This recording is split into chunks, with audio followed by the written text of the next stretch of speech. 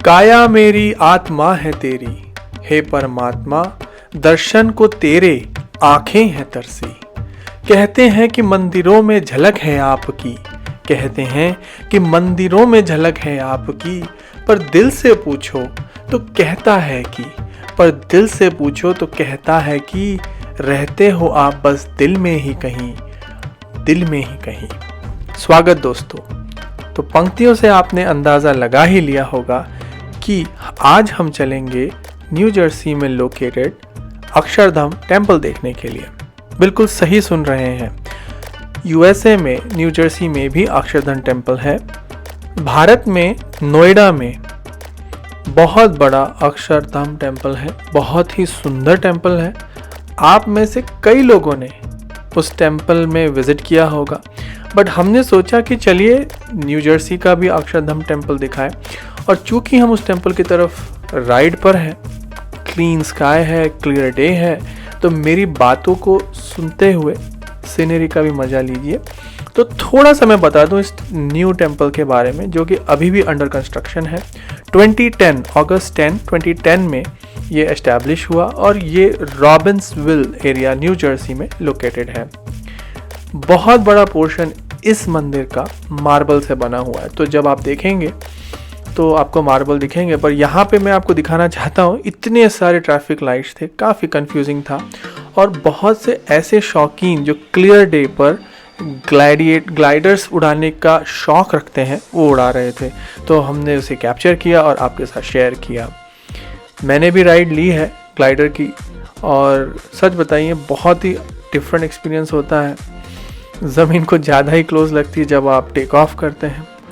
रास्ते में आपको अलग अलग नेचुरल ब्यूटी दिखती है, जैसे कि ये हाफ फ्रोज़न लेक, क्योंकि ठंडी का समय है, पर लेक काफ़ी बड़ा था और बहुत ही अच्छा महसूस हो रहा था जैसे हम उस लेक से जा रहे थे। तो मैं आपको इस टेम्पल के बारे में बता रहा था कि ये बहुत सारा पोर्शन मार्बल से बना हुआ है, जो कि इटालियन करारा मार्बल बोलते हैं। और इस मार्बल को राजस्थान में भेजा गया, वहाँ पे डिफरेंट स्कल्पचर्स बनाए गए और वहाँ से शिप किया गया न्यू जर्सी में। तो आकर्षक लगता है और आप ज़रूर एक्साइटेड होंगे कि वो कैसा दिखेगा आगे। बट उतनी ही सुंदर, उतनी ही एक्साइटमेंट से भरी ये जर्नी भी थी। तो हम यहाँ पे एंटर कर चुके हैं BAPS श्री स्वामी नारायण मंदिर, रॉबिन्सविल न्यू जर्सी में। स्वागत है आपका।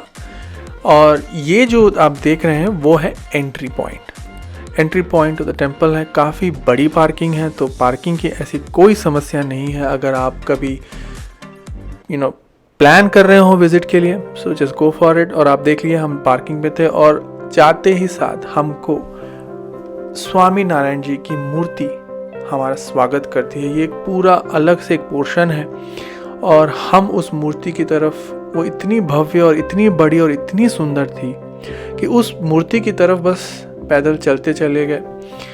मंदिर का जो एरिया है वो काफ़ी बड़ा है, तो मुझे बस लग रहा था कि मैं क्या क्या कैप्चर करूँ और क्या क्या नहीं।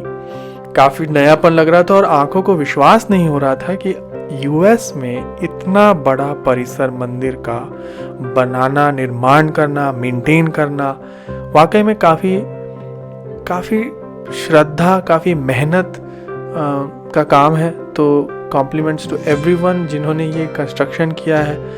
हम जैसे भक्तों को यहाँ पे आने का मौका मिलता है और साथ ही साथ भारत की जो सभ्यता है, जो संस्कार है, हिंदू समाज का जो एक परिचय जो यहाँ देखने को मिलता है। जैसे आप देख सकते हैं कि जैसे बनारस का घाट शायद यहाँ पे इमिटेट करने की कोशिश की गई है। अलग अलग मंदिर यहाँ बनाए गए हैं और मैंने पूरी कोशिश की है हर छोटी छोटी चीज़ को कैप्चर करने की।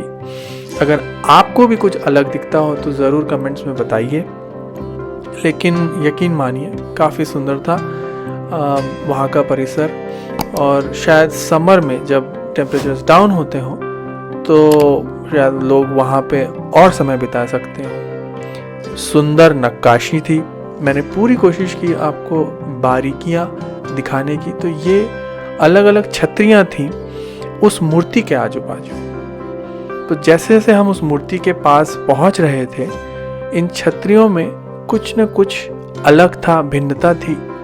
और इस परिसर में स्वामी नारायण जी के बारे में, जो कि 3 अप्रैल 1781 में पैदा हुए और जिन्होंने पूरा जीवन एक सन्यासी की तरह बिताया भारत के कल्याण में, और काफ़ी लोगों को एनलाइटमेंट करने के लिए उन्होंने अपने जीवन का पूरी तरह से बलिदान दिया।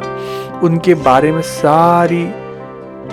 उनके जीवन के बारे में सारी इंफॉर्मेशन आपको यहाँ मिलती है। जैसे आप यहाँ पे देख सकते हैं कि जब वो 11 साल के थे तो उन्होंने ट्रैवल शुरू किया, और नीलकंठ वर्णी के नाम से उन्होंने ये ट्रैवल के समय ये नाम एक्वायर किया, जैसे मेरी अंडरस्टैंडिंग है।